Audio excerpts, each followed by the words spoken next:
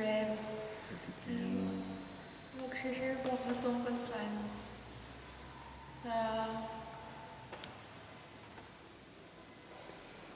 alam ko na. Tungkol sa yung mga naging responsibilities ko as panganay.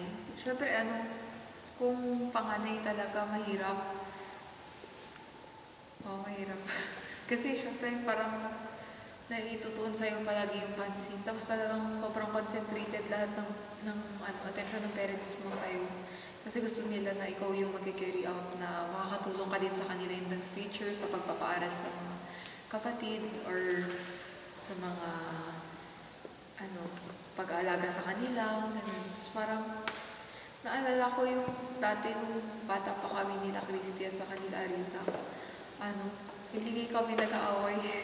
Kasi talagang naglalaro lang kami, parang wala kaming Tapos nung nag-start na ako, nung nag-high school na ako, parang nabarkada ako, tapos parang yung tingin ko na sa mga kapatid ko, parang nabago kasi yung mga kaklase ko, ang tingin nila is parang pagkapanganay ka, dapat ikaw yung palagi nasusunod, ikaw yung mag-boss around sa kanila, tapos dapat sundin ka nila, ganyan.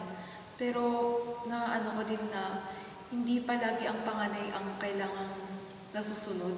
Kasi minsan mas tama talaga yung mga younger siblings mo. Mas tama yung mga sinasabi nila sa inyo kasi hindi maiwasan na kahit panganay ka, mas madami ng mali na nagagawa mo dahil sa mga impluwensya ng environment. Tapos, na-realize ko na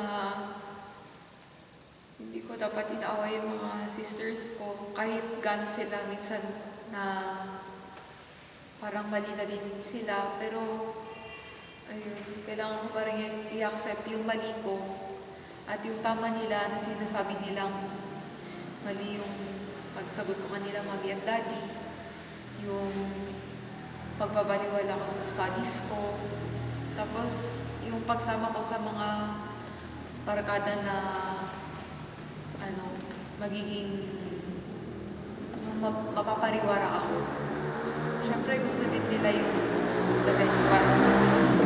And I thank God na binigyan nila ako ng such siblings and parents. Kasi kung wala sila, malamang ngayon, nandiyan ako palaboy-laboy sa lansangan.